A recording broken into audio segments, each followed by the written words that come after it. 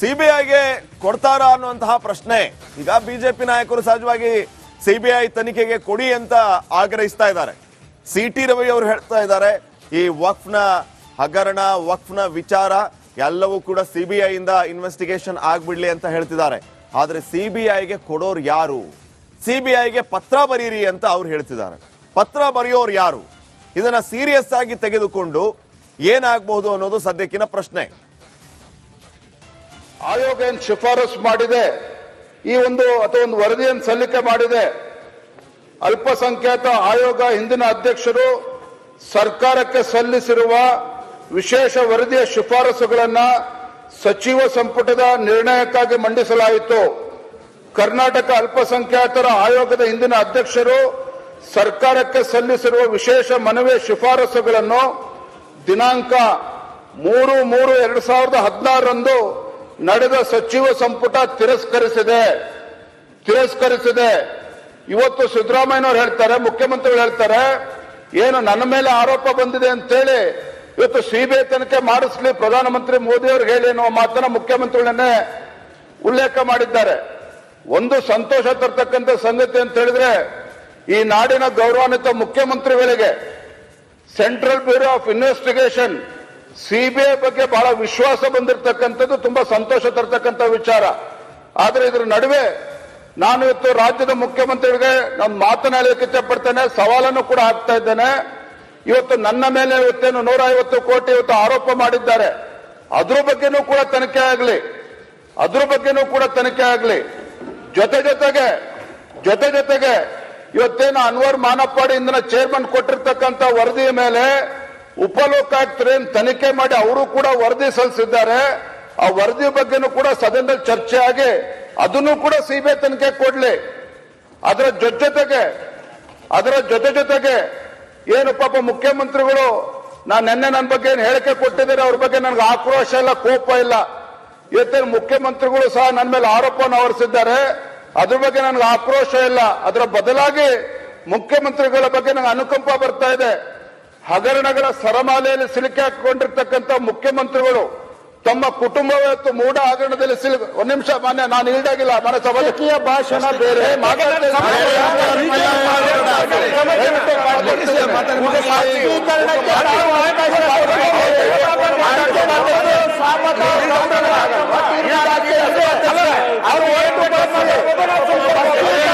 ರಾಜಕೀಯ ಭಾಷಣ ಮಾಡುವುದಾದ್ರೆ ಮತ್ತೆ ಚರ್ಚೆಗೆ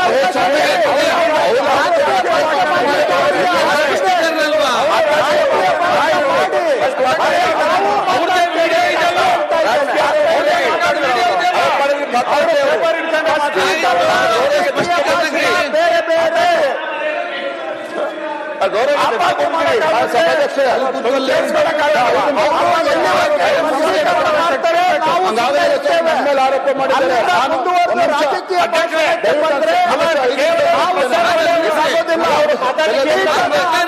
ಉಲ್ಲಂಘನೆ ಆಗುತ್ತೆ. ಅಧ್ಯಕ್ಷರೇ, ನಮಗೆ ನಿವೇದನೆ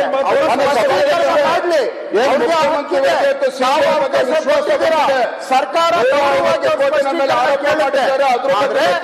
ರಾಜಕೀಯ ಭಾಷಣ ಅದನ್ನು ಕೂಡ ಸಿಬಿಐ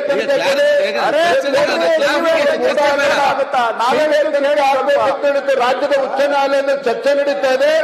ಅವನ್ನು ಸೇರಿ ಇವತ್ತು ಸಿದ್ದರಾಮಯ್ಯನವರು ಅದಕ್ಕೆ ಸಿಬಿಐ ತನಿಖೆ ಕೊಡ್ಲಿ. ಮುಖ್ಯಮಂತ್ರಿಗಳು ಅವರಿಗೆ ಪರಮಾಧಿಕಾರ ಇದೆ. ಯಾವ ವಿಚಾರವನ್ನ ಸಿಬಿಐ ತನಿಖೆ ಕೊಡಬೇಕು ಅಂತ ಅವ್ರ ಮನಸ್ಸಲ್ಲಿದೆ, ಈ 3 ವಿಚಾರವನ್ನು ಕೂಡ ಸಿಬಿಐ ತನಿಖೆ ಕೊಡ್ಲಿ. ನಾನು ಕೊನೆಗೆ ಒಂದು ಮಾತನ್ನ ಸಭಾಧ್ಯಕ್ಷೆ, ಇವತ್ತು ಯಡಿಯೂರಪ್ಪನವ್ರನ್ನ ಇವತ್ತೇನು ರಾಜಕೀಯವಾಗಿ ಹತ್ತಿಕ್ಬೇಕು ಅಂತೇಳಿ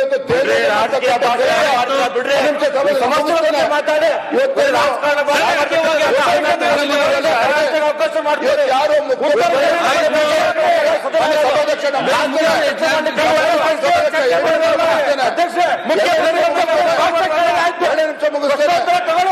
ಸಭಾಧ್ಯಕ್ಷರೇ, ಏನು ಮುಖ್ಯಮಂತ್ರಿಗಳ ವಿರುದ್ಧ ಯಾರು ಆರೋಪ ಮಾಡಿದ್ದಾರೆ, ಸ್ನೇಹಮಯಿ ಕೃಷ್ಣ ಅವ್ರ ವಿರುದ್ಧ ಒಂದು ಸರ್ಕಾರ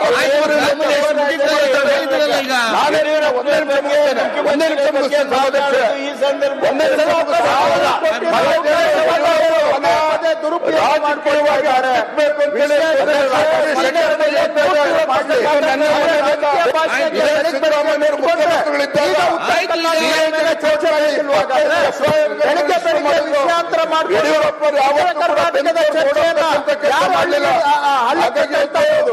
ಕೋವಿಡ್ ತನಿಖೆ ಚರ್ಚೆ ಮಾಡಬೇಕಲ್ಲ.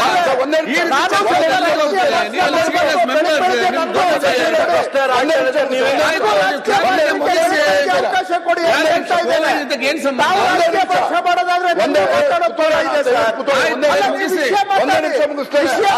ಸ್ಪಷ್ಟೀಕರಣ ಸಚಿವರು ಆರೋಪ ಮಾಡಿದಾಗ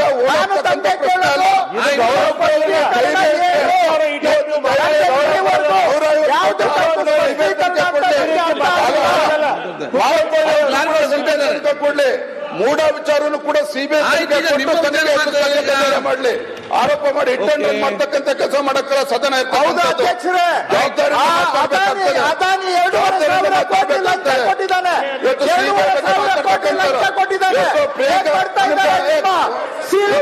ಏನ್ ಮಾಡ್ತಾ ಇದ್ದಾರೆ? ಮಾತಾಡ್ತಾರೆ. ವಾಪಸ್ ಇವತ್ತು ನಮ್ಮ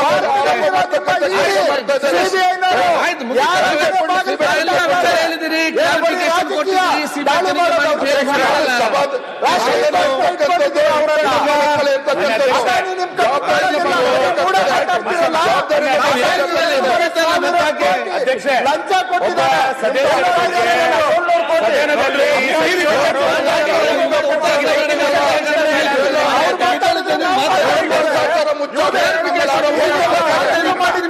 ಕೊಟ್ಟು ಇವತ್ತು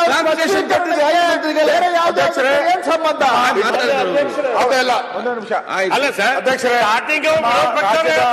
ರಾಜ್ಯದ ಅಧ್ಯಕ್ಷರು ವಿಜಯೇಂದ್ರ ಅವರ ಮೇಲೆ ಸನ್ಮಾನ್ಯ ಸಚಿವರಾದಂತ ಪ್ರಿಯಾಂಕಾ ಅವರು ಆಪಾದನೆ ಮಾಡಿದ್ರು. ಅವರು ಹೇಳಿದ್ರು ನಾನು ಸುಮ್ನೆ ಆಪಾದನೆ ಮಾಡಿಲ್ಲ, ಪತ್ರಿಕೆ ನೋಡಿ ಅಂತ ಹೇಳಿದ್ರಿ. ಪತ್ರಿಕೆ ಆಗ್ಲಿ ಏನೇ ಆಗ್ಲಿ ಮಾಡ್ಬೇಕಾದ್ರೆ ತಮ್ಮ ನೋಟಿಸ್ ಕೊಡ್ಬೇಕು. ಸದನದಲ್ಲಿ ಸದಸ್ಯರಿದ್ದಾರೆ ಮಾಡಿಲ್ಲ. ಇವೆಲ್ಲ ಕಡೆ ಮಾಡ್ರಿ. ನಾನು ಹೇಳುವಂತದ್ದು ಚರ್ಚೆ ಒಕ್ಬೋರ್ಡ್ ಚರ್ಚೆ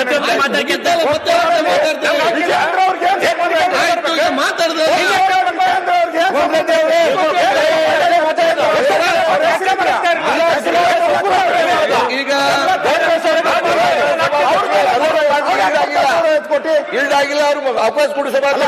ಹೆಸರಿಲ್ಲ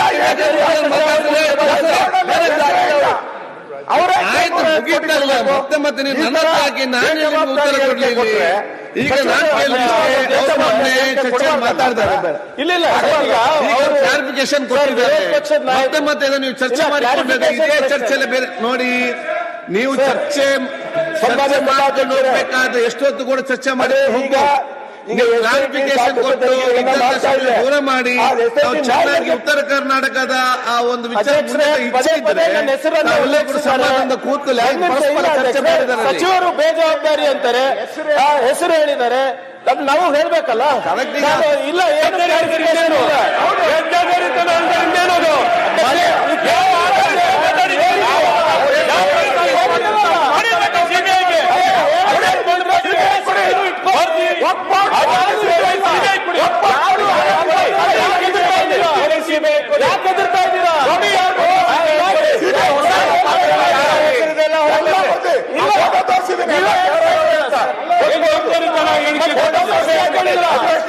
ಬರ್ಲಿ ದಮ್ಮಿದ್ರೆ ಕೊಡಿ ಸಿಬಿಐ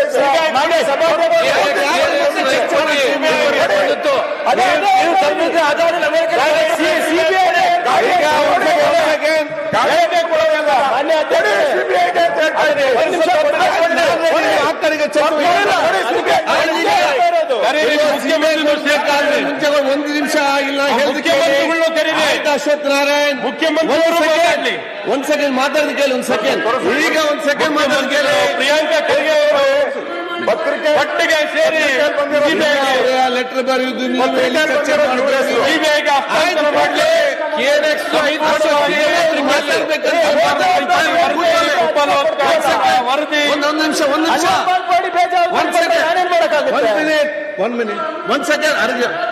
ಸದಸ್ಯ ಒಂದ್ ನಿಮಿಷ ಕೂತ್ಕೊಳ್ಳಿ. ಒಂದ್ ಸೆಕೆಂಡ್ ವಿಜೇಂದ್ರ, ಒಂದ್ second.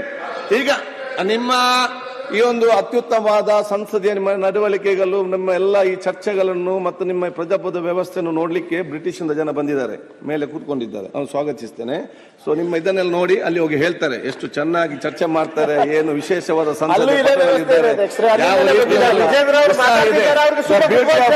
Indian democracy is presented.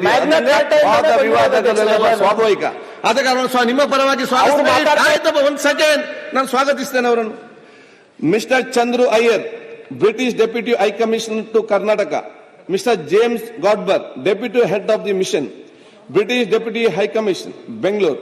Mr. Supriya Chawla, Head Chevening India Scholarships, British High Commission, and Mr. Manjunath Kes, the Political Economic Advisor, British Deputy High Commission, Bangalore, are witnessing the proceedings of this august house from the distinguished visitors gallery.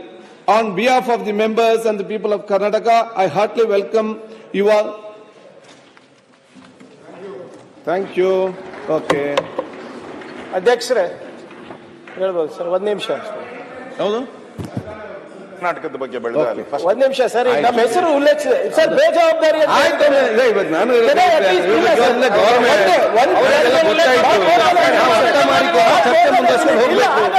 ನೀವು ಮಾತಾಡೋದು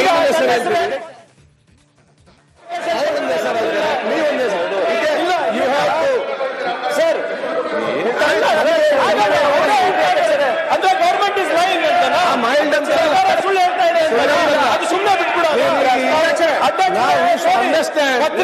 ನಾವು ಅರ್ಥ ಮಾಡಿ ನಮ್ಮ ಈಗೋ problem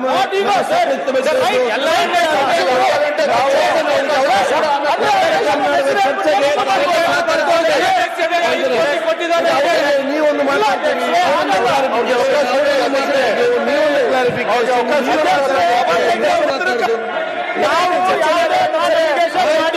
ಮಾತಾಡುವಾಗ ಕೊಟ್ಟಿದ್ದಾರೆ.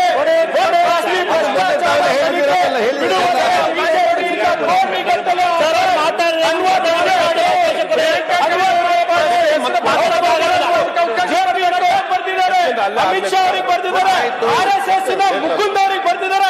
ಅವಾಗ ಯಾಕೆ ಸಿಬಿಐ ಕೊಟ್ಟಿಲ್ಲ ನೀವು? ಪ್ರೈಮ್ ಮಿನಿಸ್ಟರ್ ಬಂದಾಗ ಸಿಬಿಐ ಕೊಟ್ಟಿಲ್ಲ ನೀವು. ಈಗೆಲ್ಲ ನಾವೇ ಇರಬೇಕು ಹಗರಣದಲ್ಲಿ. ಇವರು ಆಫರ್ ಮಾಡಿದ್ರು, ನಾವು ಹೇಳ್ತಾ ಇಲ್ಲ. ಅನ್ವರ್ ಮಾಡಿ ಯಾರು? Minority commission appointed by BJP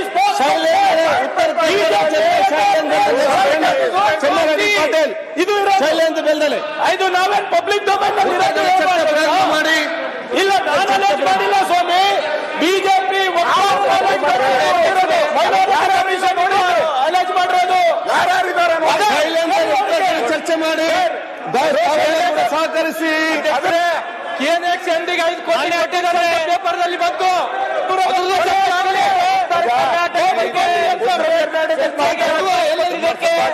ಸಮಾಧಾನ ಎಲ್ಲ ನಿಂತು ಮಾತ್ರ ಆಗ್ತಾ. ಮಾನ್ಯ ಅಧ್ಯಕ್ಷರಿಗೆ ಅಭಿನಂದನೆ ಸಲ್ಲಿಸ್ತೀನಿ. ಪ್ರತಿಪಕ್ಷದ ನಾಯಕರು, ಹಿರಿಯ ಸದಸ್ಯರು, ಪಕ್ಷಗಳು ಕೂಡ ನೀವೇ ಈ ರೀತಿಯೆಲ್ಲ ಚರ್ಚೆ ಮಾಡಿದ್ರೆ ಹಿಂದೆ ಕೂತ್ಕೊಂಡು ಫಸ್ಟ್ ಟೈಮರ್ಸ್ ಏನ್ ಮಾಡ್ಬೇಕು? ಮತ್ತೆ ನಾವ್ ಹೇಳ್ತೇವೆ ಫಸ್ಟ್ ಟೈಮರ್ಸ್ ಬರೋದಿಲ್ಲ, ಫಸ್ಟ್ ಟೈಮರ್ಸ್ ಬರೋದಿಲ್ಲ. ಅವ್ರು ಬಂದ್ರೆ